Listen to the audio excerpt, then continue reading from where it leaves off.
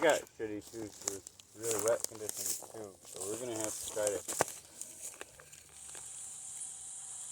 In order to get the principle of a network across, I have to convey to you an idea which is extremely simple, but which is difficult to grasp only because we're not used to it.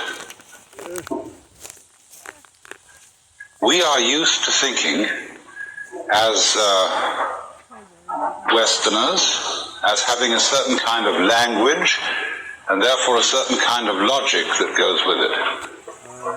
We're used to thinking of the world in terms of the game of billiards.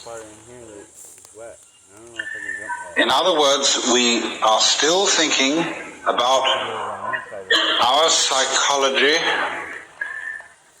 our bodies, and their relationship to the outside world in terms of what would scientifically be called Newtonian mechanics.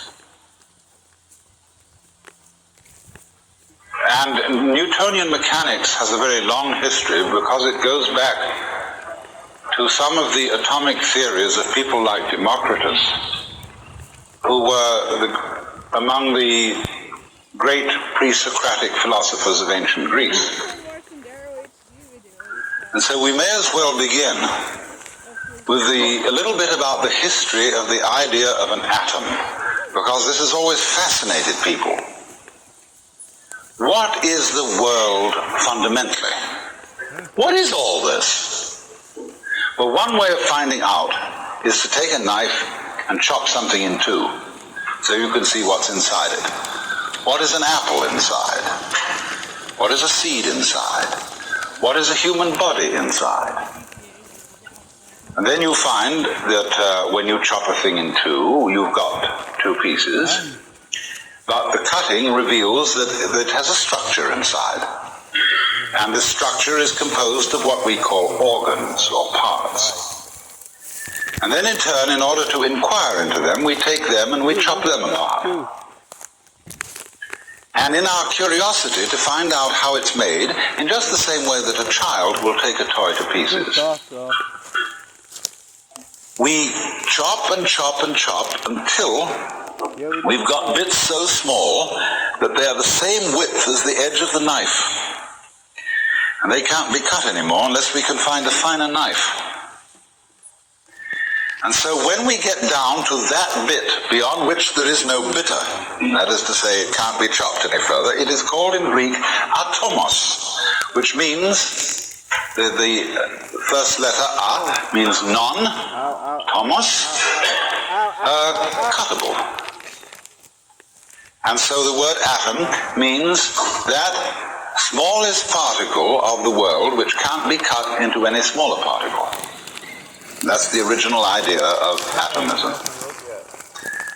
So then, it went further than that to the notion that the world was built of atoms in the same sort of way that a house could be built of bricks or stones. The world is seen, therefore, as a composite of fundamental particles. Then what remained to be discovered was the laws governing the relationship between these particles. And so naturally one thought of them as little balls. Why balls? Because balls are hard to cut. If you take a ball bearing and hit at it with a sword, it's liable to jump right off to one side. A cube will submit to being cut, but a ball is very difficult to get at. A very strong form of nature. So people have always tended to consider atoms as balls, especially atoms of liquid. There was a notion, you see, that the atoms of the element of earth were cubes, because cubes all sit together rather firmly. Liquid, which when you put up, that was balls. Fire was made of, if I remember rightly, little pyramids. Air, I can't remember what air was made of, and what their atoms were shaped like. Maybe sausages or something like that, because air is pretty difficult to get at too. But they had some ideas. But fundamentally, what has influenced Western thought, and still influences Western thought, is the idea of an atom as some sort of fundamental little planetary system. And so these things come into relationship with each other, and they bang each other around, as in the game of billiards. And so if we are to understand the world profoundly, we have to find out what are the laws governing the relationship of the atoms. Now, you must understand, first of all, a principle about what are called laws of nature. We inherit the idea of laws of nature from our theology. And our theology that we've grown up with is in certain ways peculiarly different from the theologies of Oriental peoples. Jewish theology and Christian theology, which have entered very profoundly into the common sense of the average person, have an image of the world which is quite basically political, and we'll go further than that and say it's monarchical. Based on the idea that the world is a construct evoked out of nothingness by the commandment of a celestial king.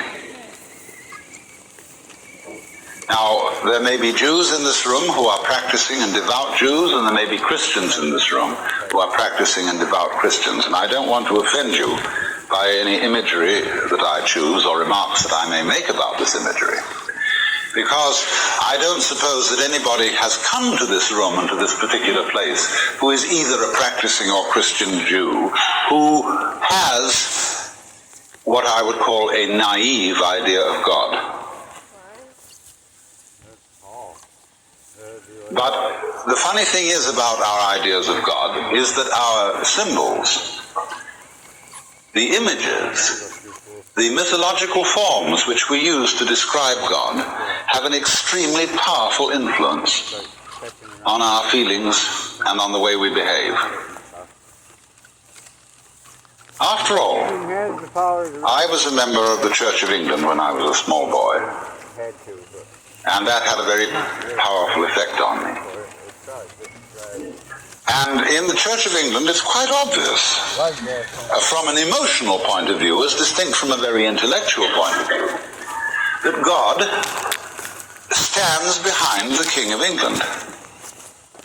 And the King of England and the Archbishop of Canterbury and the whole hierarchy of lords and ladies and noblemen and officials who descend from this point are somehow involved, at any rate this is perfectly clear to a small boy, are somehow involved with the hierarchy of heaven. Because at morning prayer, to which we went every Sunday, the minister would pray a prayer which began, O Almighty Father, high and mighty, King of kings, Lord of lords, the only ruler of princes, who dost from thy throne behold all the dwellers upon earth. Most heartily we beseech thee with thy favor to behold our most gracious sovereign Lord King George, etc. And so this was a very courtly procedure at which the clergyman, dressed in his proper robes, proceeded to the altar, which is a kind of earthly the throne of heaven, made due obeisance, and presented this petition with all proper humility. Now, these are things that if you're brought up in that environment, you take for granted. That seems to be the natural attitude to God. But imagine someone coming in from a culture where God is not conceived in the image of kingship. How strange he would find this behavior. There's all this bowing and scraping, because you know very well that places where they bow and scrape and where there are thrones are places of terror. Because anybody who rules by force is must be basically terrified. That's why he has to have all these protections, why he has to be addressed in the right form of language. Say you go into a court today, an ordinary U.S. law court. there is a very strict etiquette. And if you start laughing, the judge will bang the gavel and threaten contempt of court and all sorts of dire punishments. Because here everybody has to be serious. It's like on the parade ground. All those Marines lined up, and they salute the flag, and they have to have a very grim expression on it. It's serious. And so in the courts of kings, they have to be serious because kings are afraid of laughter. They're also afraid of being attacked suddenly. So everybody has to kneel down. Because if you kneel down or prostrate yourself, you're at a disadvantage. And the king stands or sits at his throne with his bodyguards ranged on either side. See, like that. We've already got the form of a church. Kind of looks pretty gnarly. The bishop at his throne, his attendant canons and clergy flanking him on either side. And so certain great Catholic cathedrals are called, they're described with the word basilica. And basilica, from the Greek, basileus or basilus, is the king. So the basilica is the court of the king. The very titles of God in the Bible, King of Kings and Lord of Lords, are of course borrowed from the Persian emperors. The Cyrus, which is the Greek word, Kyrios, meaning Lord. So the Mass begins with the invocation, Kyrie eleison, Lord have mercy upon us. The titles are borrowed from the Persian emperor.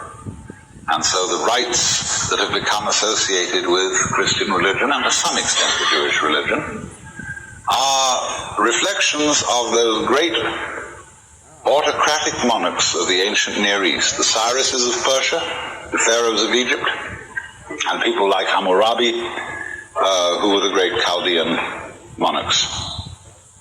The universe was conceived then as being ruled on a political pattern like that, so that Hammurabi in particular, and Moses after him, were great lawgivers. They were the wise ones who laid down the rules. They were the patriarchs who said, now this is the way everybody's got to behave. Somebody's got to tell what the rules are. And since you can't all agree among yourselves as to what the rules are going to be, I'm going to tell you what to do. And since I'm the toughest guy around here, and I got these brothers of mine who are pretty tough too, we're going to say this is the law, see? And you got to obey. Comes down a lot easier. So this is how we have got historically the idea of there being a law of nature. That somebody told nature what to do. Somebody told, for example, a wonderful poem by Father Feeney I got plastic mud. about bees. God, to some sticky stuff, not yet alive in a hive, said, come, hum, be my bee and buzz as I bid. And sure enough, it was, and it did. See, and in the beginning, let there be light. A commandment. So commandment is the fundamental idea. So the quest of the law of nature is the quest for the true understanding of the Word of God. For by the word of the Lord were the heavens made, and all the hosts of them by the breath of his mouth. In the beginning was the Word, and the Word was with God, and the Word was God. What is that Word?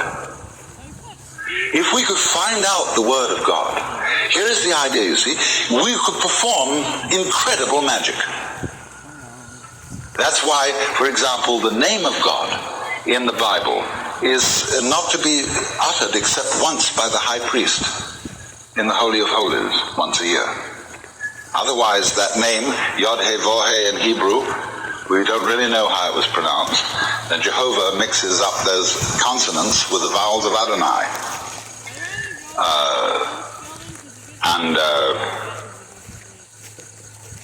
Then it's all mixed up in translation. But anyway, Jehovah is a polite way of saying what can't be said. Because if you know the Word, if you know the name of God, you have power. You have the power of God. And so all ancient ideas of magic were based on knowing the names of God. It is said that there are 100 names of God, and 99 are revealed to us. And the camel knows the 100th name, which is why he looks so snooty.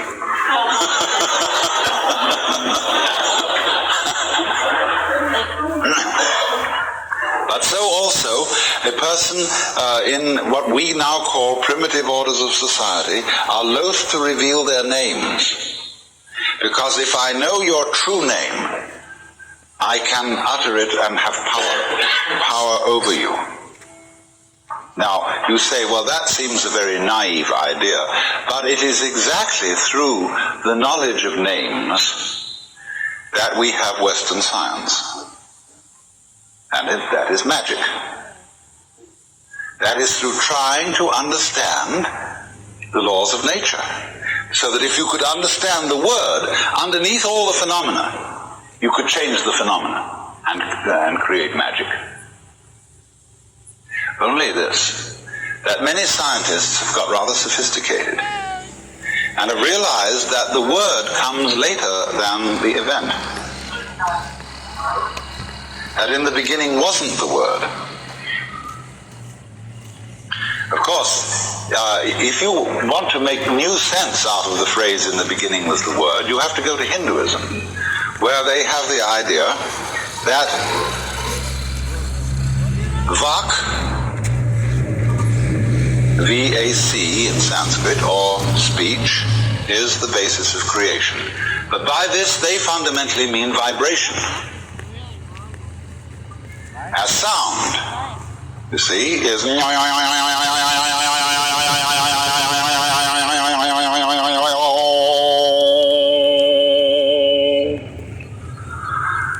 say that is, you see, if you listen to sound and go right down into it, fundamentally get what sound is all about, you understand the whole mystery of things. Because the whole mystery of things is vibrating energy. On and off. Simple as that. Life and death. Life is on, death is off. Have to have off, have on, have to have on, have off. It's quite a relief. But there they say that's the beginning. Now, but they also say, in another sense, on another level, that the roots of Sanskrit, say the root form, say the word Buddha, comes from the root form Bud, which means to know or to be awake. Bhava, which means becoming, comes from the root bhu, which means to grow. So on. Karma, doing, comes from the root kri, to act. So they say, though, that the roots of Sanskrit are not simply the roots of the language, they're the roots of life. Because in another sense, altogether, you see, you create the world by the word.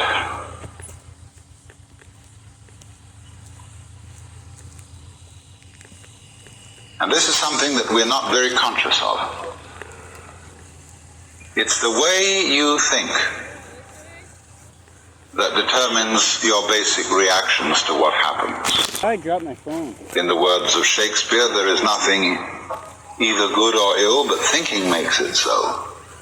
Thinking is talking to yourself inside your head. And we, through this, build up all sorts of weird notions. We say, for example, well, one day you'll have to die. Have to? What's the sense? What's the emotional content of saying you'll have to die? It means it's going to be something imposed upon you against your will. So it's put in this passive mode. Have to. You'll be compelled to die. But I can't be compelled to die unless I'm fighting it.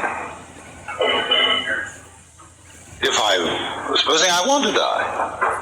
Supposing I commit suicide. Or supposing we look at it all in another way and say, when I get a disease and die as a result of it, getting a disease is something I do, just as much as taking a walk. Only we've got our thoughts arranged so that we say, you ought not to get a disease. even if it's just plain old age. Somehow you ought not to do that. You ought to go on. And therefore, you can't say when death comes about, well, to put it in the words of Robert Louis Stevenson, I laid me down with a will. Because we've got this hang-up about life being divided into two parts. Things that we do on the one hand, and things that happen to us on the other. And Buddhists say, what happens to you is your karma. And people don't readily understand that. They think my karma, I something awful happened to me because of something bad I did in my last life. And therefore, I've got bad karma. Karma simply means your doing, your action. So that when something that happens to me is called my karma, it means that it's your own doing.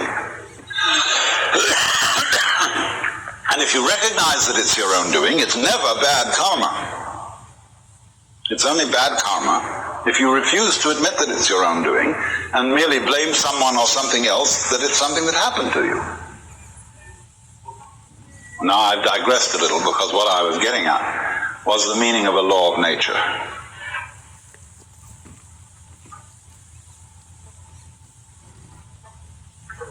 Laws of nature were taken over, the idea of the law of nature was taken over by Western science from this ancient magical notion of the Word of God, the commandment of God, being the foundation for everything that happens in the world. But now, today, in Western 20th century science, there is an entirely new idea of the law of nature. The laws of nature are not things that exist in any real sense, which phenomena like the motion of stars or the behavior of animals and rocks, they're not phenomena which these things obey. The universe is doing its stuff. But because we have a certain kind of structure and brain, we want to make sense of it. And therefore, we find various ways of understanding the world by the principle of regularity. Now what's that? Let's take a clock.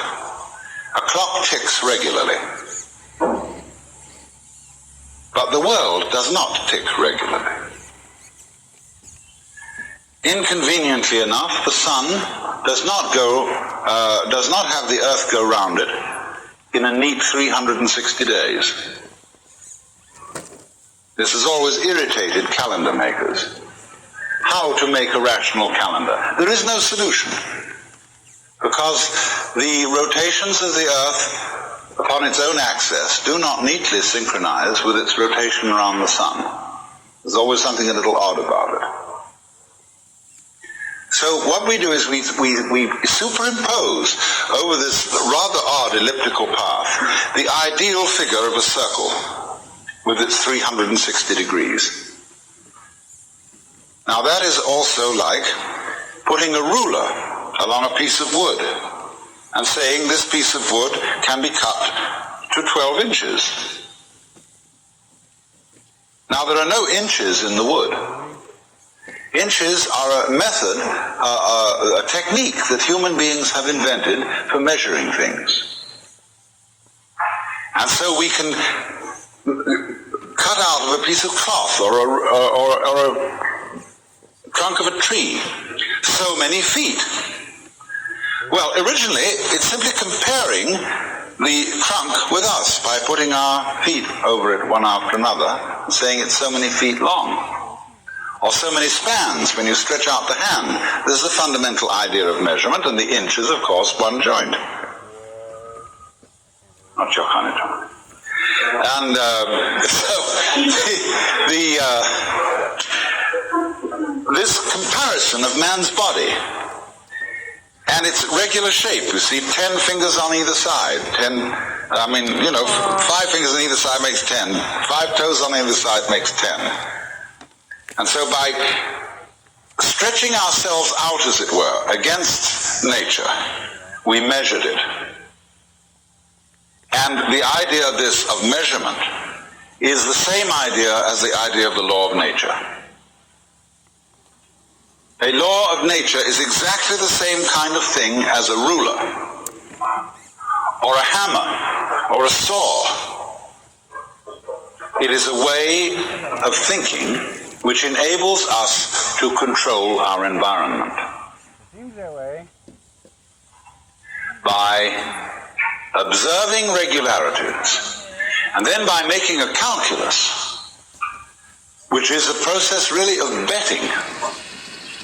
Will it be regular next time? And the odds are that it may be. If it's done it once this way, it's likely to do it again that way. Oh, maybe not. So in this way, you predict eclipses of the sun. You predict the phases of the moon.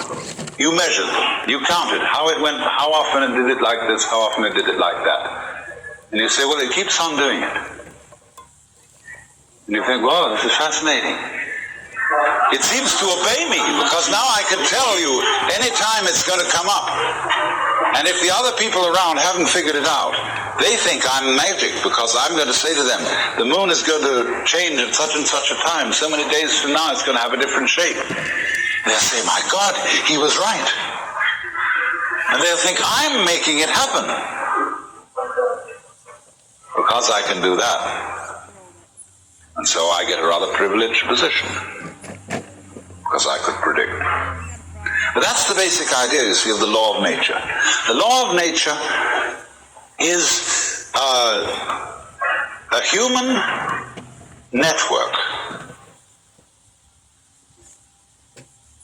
like the lines of celestial latitude and longitude. They don't exist in the heavens, but we project them on the sky in order to measure the positions of the stars. Because the stars are scattered in a very confusing way. And just try and remember that mess and figure it out. So the clever ones, you see, just said, look at it through a network, a spherical network. Then you can number all the squares in the spherical network in accordance with the principles of the circle, the 360 degrees.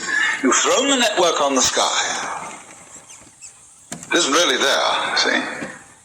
Then to help you a little further, pick out some of the big stars and see if they make a shape. You know, this is like doing a Rorschach test. And you see, oh, look, there's one over there that looks like a dipper. Or some people call it a plow. And there's one there that looks like a cross. There's one there that, by some extreme wangling, can be made to look like a virgin. And all these lines that join the constellations together are our ways of projecting a pattern upon this great and glorious confusion, so that we can remember it and chart it. But obviously you can very well see that if you looked at this same pattern of stars from some completely different position in space, all those constellations and their arrangements would vanish. You would have to invent a new one. Because there is nowhere where the stars really are. It depends where you're looking from. So in this sense then, man in nature, with his extraordinary symmetrical brain and its amazing complications, figures it out. And it's man who introduces the law into the world. He invents it. But in a way, invenire, to invent, is to discover. But what we discover, in a way, is not something that's out there. When we invent the laws of nature, we are discovering something about ourselves. and our own passion for prediction, for regularity, for keeping things under control. Therefore, there has to be a law.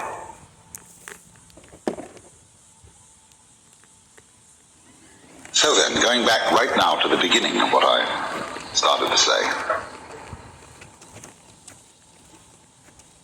the question was then, what is the law of relationship between the atoms, between the fundamental billiard balls of which the world is composed? Well, you watch the game of billiards, and there's a cue, and it hits that ball, and then it moves over, and it hits that one, and then that hits that one, and then that hits that one. And so the final ball, which moves into the pocket, has its behavior explained through its contact with the other billiard balls and the final contact with the cue. That's why it did it. And so this view of the world as something that happens by the mechanical processes of the law of cause and effect is one that is really basic to most people's common sense today, to most educated people. They would say it's very difficult to figure it all out because the whole thing is so complicated, but if you could know all the details involved in, say, the behavior or a single act of a human being, you would find that it was the ineluctable result of a series of bouncing balls against each other, fundamental atoms that predisposed the great final event to be just like that. So that theory of the relationship between the atoms is called in technical language catenary. C-A-T-E-N-A-R-Y, catenary. A catenary effect, or a relationship between events, is like, for example, to use another illustration, where you stand a row of bricks up, end up, and you knock over the first one and they all go kata, kata, kata, kata, kata, and fall down. That is a catenary sequence.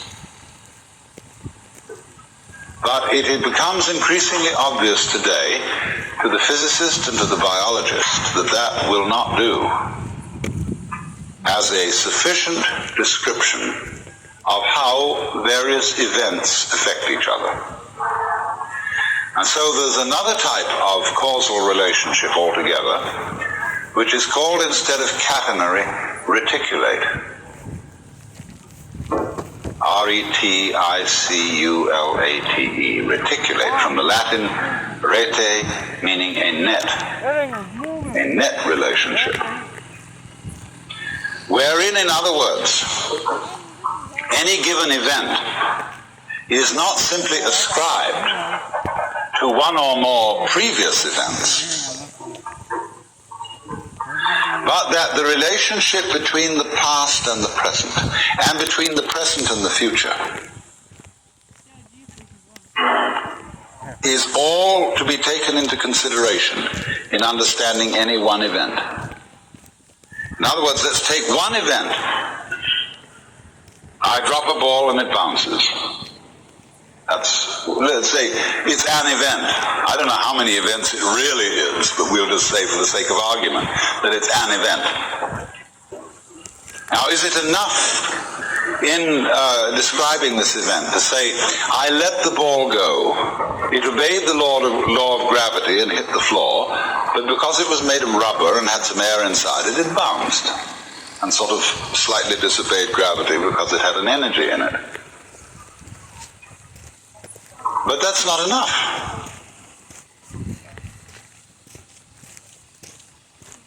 Because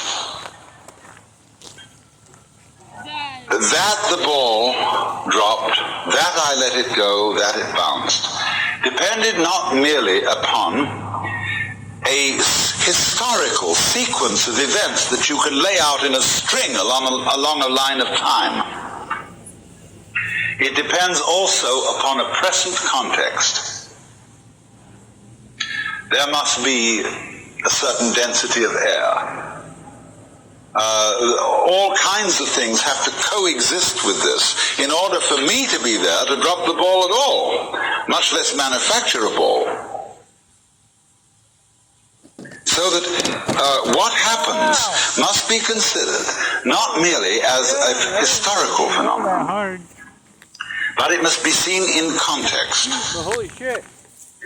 Context is terribly important because it isn't just when a thing happens that is important, it's where it happens. In what setting? So that you could say that my blood in my veins is in a certain setting. In a test tube, it's in a completely different setting. And in a test tube, my blood is not behaving in the way it behaves in my veins. Therefore, it's not the same thing.